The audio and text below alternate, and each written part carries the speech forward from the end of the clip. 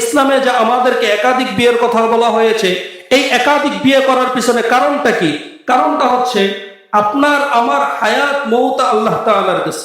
আপনি যুবক মানুষ, হইতে পারে একটা অ্যাক্সিডেন্ট করে মারা গেছেন, আপনার ছোট ছোট দুইটা ছেলে মেয়ে আছে, আপনার বাড়িতে আপনার স্ত্রী আছে। আপনি যদি মারা যান, আপনার এই স্ত্রীটাকে দেখবে কি? শ্বশুর বাড়িতে আপনার মা বাবা হয়তো ঠিক মতন দেখবে না, বাপের বাড়িতে গেলে সে লাঞ্ছিত, যেখানে যায় সেখানে লাঞ্ছিত বঞ্চিত হয়। এই যে বিধবা নারীগুলা, এদের দায়িত্ব কে হইতে পারে না? আমাদের সমাজ ব্যবস্থা এমন হয়ে গেছে। তারপরে দ্বিতীয় বিয়ে করতে চাইবেন, আপনার বাড়ি থেকে আপনার বাবা আপনাকে বাধা দিবে, আপনার আত্মীয় স্বজন আপনাকে বাধা দিবে, আপনার স্ত্রী আপনাকে বাধা দিবে। দাদার বাধার কারণে আপনি দ্বিতীয় বিয়ে করতে পারলেন না। আপনি দ্বিতীয় বিয়ে না করার কারণে এই নারীটা পতিতালয়কে আশ্রয় নিল। এই পতিতালয়, এই পতিতা নারীর সাথে যারা বাধা দিয়েছে তাদের হাজার নাচর হবে। বাস্তবতা হচ্ছে এরকম যে আমরা নামাজ পড়তেছি ঠিক, টুকটাক আমল করতেছে ঠিক, কিন্তু কোরআনে কারীমটাকে হাতে নিয়ে স্পষ্ট করে দেখি না যে এই কোরআনে কারীমটা স্পর্শ করলে কেমন লাগে। লাস্ট কবে কোরআনে কারীম হাতে নিছেন অনেকের মনে নাই। মেরে ভাই দোস্ত বুজুর্গ, এই কোরআনে কারীমের নিকটবর্তী হতে হবে। আল্লাহ তাআলা কোরআনে কারীমে আমাদেরকে বলেছেন, ওয়ানকিহুল আয়ামা মিনকুম ওয়াস-সালিহিনা মিন ইবাদিকুম ইয়াকুনু ফুকারা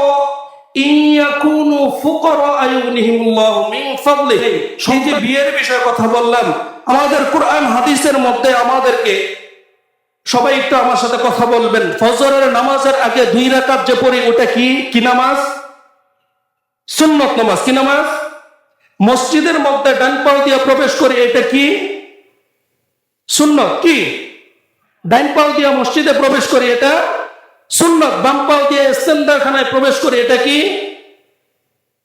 এটা সুন্নাত। মানে হচ্ছে আমাদের হাবিব সাইয়্যিদুনা মুহাম্মদুর রাসূলুল্লাহ সাল্লাল্লাহু আলাইহি ওয়াসাল্লাম যেটা করে গেছেন এবং আমাদেরকে নির্দেশ দিয়েছেন, সেটা আমাদের উপরে করা। তিনার মতো করে করা হচ্ছে কি? কথা বলেন, তিনার মতো করা হচ্ছে কি? আমাদের হাবিবের স্ত্রী ছিল কয়টা? কথা বলেন, কয়টা ছিল? এটা টাইম 11 জন স্ত্রী ছিলেন। কয়জন? এটা টাইম মানে একসাথে 11 জন স্ত্রী ছিল। তো আমাদের হাবিব আমাদেরকে ডান পায়ে মসজিদে প্রবেশ করা, বাম পায়ে ইস্তেঞ্জাখানায় প্রবেশ করা, ফজরের আগে 2 রাকাত, জোহরের আগে 2 রাকাত, জোহরের পরে 2 রাকাত, আসরের আগে 4 রাকাত, মাগরিবের পরে 2 রাকাত, এই সুন্নতগুলাই রেখে গেছেন। 11 জন স্ত্রী থাকা অবস্থায় কি এই সুন্নতগুলাই রেখে গেছেন? খুব ভালোভাবে বুঝবেন, এই সুন্নতি রেখে গেছেন। অধিকাংশ পুরুষ বিয়ের পরে গুনার মধ্যে বেশি সে লিপ্ত হয় পরকীয়া ভাবে, না হয় অন্য কোনো ভাবে। অধিকাংশ পুরুষ বিয়ের পরে গুনাহের মধ্যে বেশি লিপ্ত হয়। কারণ এই যে একটা সুন্নত, আল্লাহর হাবিবের একাধিক বিয়ে করা, এই সুন্নতের উপর আমল আমরা করতেছি না। আমরা এই সুন্নতের উপর কি করতেছি না? খুব ভালোভাবে বুঝবেন মেরে ভাই দোস্ত বুজুর্গ, ইসলামে যে আমাদেরকে একাধিক বিয়ের কথা বলা হয়েছে, এই একাধিক বিয়ে করার পিছনে কারণটা কি? কারণটা হচ্ছে আপনার আমার হায়াত মৌত আল্লাহ তাআলার কাছে।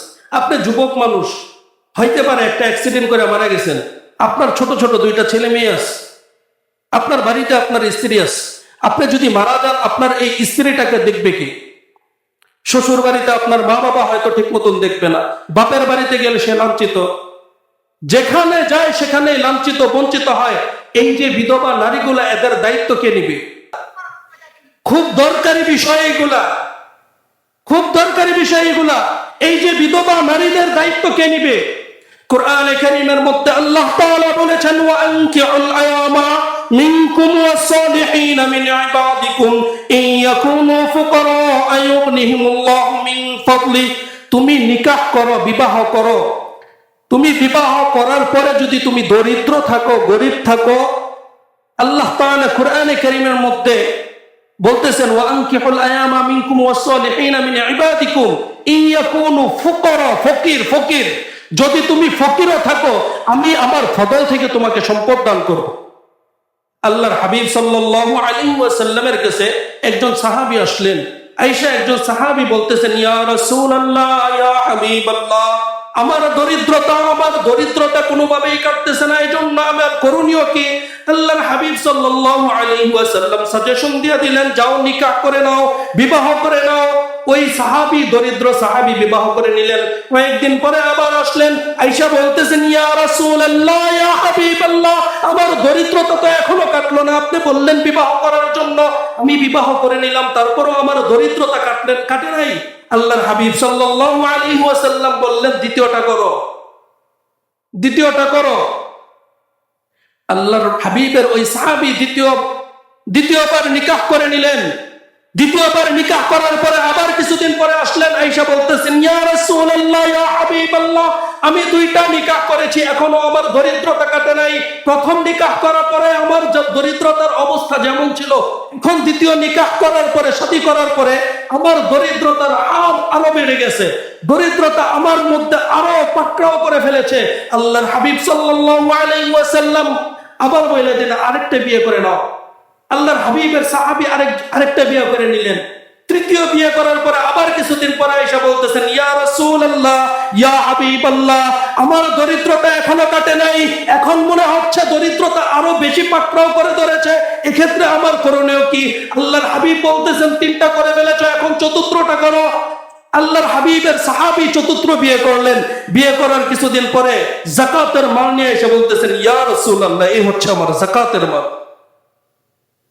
আল্লাহ তাআলা কুরআনে কারীমের মধ্যে বলেছেন, তুমি নিকাহ করো, তোমার নিকাহ করার পরে যদি তুমি দরিদ্র থাকো, তোমার দরিদ্রতাকে আমি আমার ফদল থেকে দরিদ্রতা হটাই দিব। আল্লাহ তাআলার ওয়াদা কখনো মিথ্যা হইতে পারে না। আমাদের সমাজ ব্যবস্থা এমন হয়ে গেছে, তারপরে দ্বিতীয় বিয়ে করতে চাইবেন, আপনার বাড়ি থেকে আপনার বাবা আপনাকে বাধা দিবে, আপনার আত্মীয় স্বজন আপনাকে বাধা দিবে, আপনার স্ত্রী আপনাকে বাধা দিবে। দাদার কারণে আপনি দ্বিতীয় বিয়ে করতে পারলেন না, আপনি দ্বিতীয় বিয়ে না করার কারণে এই নারীটা পতিতালয়কে আশ্রয় নিল। এই পতিতা নারীর সাথে যারা বাধা দিয়েছে তাদের হাচর নাচর হবে।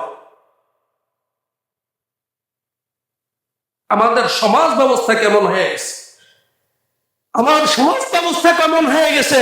সন্তানরা বাবার বিবাহের ক্ষেত্রে পরোয়া করে না। মা মারা গেছে, এই ক্ষেত্রে বাবার বিয়ে করাইতে হবে, পরোয়া করে না। খুব ভালোভাবে বুঝবেন। আপনার স্ত্রী আপনার বাবার খেদমত করবে, এটা ভাবতেছেন? হ্যাঁ, খেদমত করবে, আলহামদুলিল্লাহ, আপনার স্ত্রী সতী সত্তা, আপনার বাবার খেদমত করবে। কিন্তু যখন আমার দিকে শোনেন, গুরুত্বপূর্ণ কথা বলতেছি, এই কথাগুলো কোথাও পাইবেন না। 4টা সম্পর্ক এমন, মা, মেয়ে এবং পিতা, শ্বশুর এবং ছেলের বউ, মেয়ে এবং পিতা, শ্বশুর এবং ছেলের বউ, জামাই এবং শাশুড়ি। বুঝতেছেন বিষয়গুলা? এই যে সম্পর্কগুলা, এই সম্পর্কগুলোর ক্ষেত্রে আমাদের মাঝে রক্তের সম্পর্ক থাকতে পারে, কিন্তু শরীরের সাথে জিসিমের কাছে যখন জিসিম আসবে তখন রক্তের সম্পর্ক বাধা দেয় না। আমাদের মনের মধ্যে বিন্দু পরিমাণ যদি খায়েশাত জন্ম নেয়, তাহলে মনে রাখবেন, আপনার ছেলের বউয়ের সময় যদি এমন হয়, এই ছেলের বউয়ের সাথে আপনার ছেলের সংসার করা হারাম। শেষ বয়সে আপনার স্ত্রী আপনার বাবার খেদমত করবে, এই চিন্তা করে আপনার বাবাকে বিয়ে করাইতেছেন না, অথচ আপনার সংসারটা হালাল থাকবে না হারাম থাকবে এ সম্পর্ক তো আপনি জানেন না। মুস্তাকুন নবী কাসেমী সাহেব বলতেছিলেন, পরিচিত মুখ, মুস্তাকুন নবী কাসেমী সাহেব বলতেছিলেন যে, আমি একটা নিকাহ করার পরে যখন এই যে দেশ বিদেশ ঘোরাঘুরি করি, আমার মনে হয় যে আমার নফস অন্য কোনো দিকে সইরা যায়, আল্লাহ তাআলার ইবাদত থেকে সইরা যাইতেছে। মুস্তাকুন নবী কাসেমী সাহেব বলতেছেন, আমি দ্বিতীয় বিয়ে করে নিলাম। এখন প্রেজেন্ট টাইম আমাদের হক্কানি আলেমদের মধ্যে খুব পরিচিত মুখ মুস্তাকুন নবী কাসেমী সাহেব। উনি দ্বিতীয় বিয়ে করার পরে ওনার এলাকাবাসী বলতেছেন যে, হুজুরের চরিত্র কেমন, 2 বিয়ে করে। আমাদের সমাজ ব্যবস্থা এমন হয়ে গেছে, অথচ মুস্তাকুন নবী কাসেমী সাহেব বলতেছিলেন যে, আমি দ্বিতীয় বিয়ে করেছি আমি গুনাহ থেকে বাঁচার জন্য, আমার গুনাহ থেকে বাঁচার জন্য। আপনি পুরুষ মানুষ, আপনার চাহিদা থাকতে পারে, এটা অস্বাভাবিক কিছু না।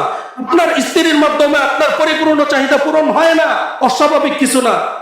অস্বাভাবিক কোনো কিছু না। এজন্যই তো আল্লাহ তাআলা আপনার জন্য দ্বিতীয় বিয়ে জায়েজ করে দিছে।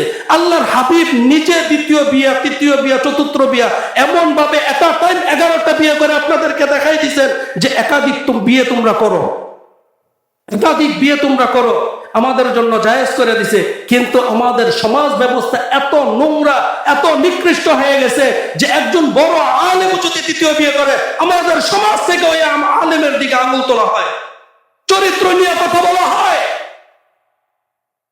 একজন আলেম যদি বিয়ে করে ওই আলেমের দিকেও চরিত্র নিয়ে কথা বলা হয়। কিন্তু একজন আলেম তার আমল আখলাক ঠিক রাখার জন্য দ্বিতীয় বিয়ে করছে, এই বিষয়টা আমরা খেয়ালও করি না। মেরে ভাই দোস্ত বুজুর্গ, এটা অন্য বিষয়। আমার মসজিদের মধ্যে ধারাবাহিকভাবে 3 সপ্তাহ এই বিষয় নিয়ে আলোচনা করছিলাম।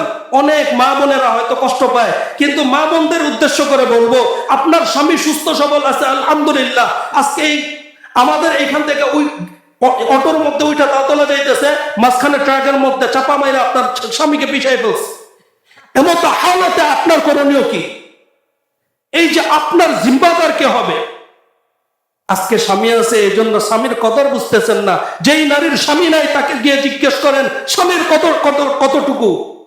আপনার চরিত্র নিয়ে বাহিরের কোন পুরুষ কথা বলতে পারে না, কারণ আপনি উমুকের বউ, এই উমুককে সবাই ভয় পায়। আপনার স্বামী যখন না থাকবে তখন আপনার চরিত্র নিয়ে, যেটা আপনি করেন নাই সেটা নিয়েও 1000 মানুষ কথা বলবে, কারণ আপনার মাথার উপর ছায়া নাই, আপনার স্বামীর ছায়া আপনার মাথার উপরে নাই। মেরে ভাই দোস্ত বুজুর্গ, ইসলামের যে এই যে দ্বিতীয় বিয়া, তৃতীয় বিয়া, এই বিয়েগুলো জায়েজ করছে, এটা আমাদের কথা চিন্তা করে করছে।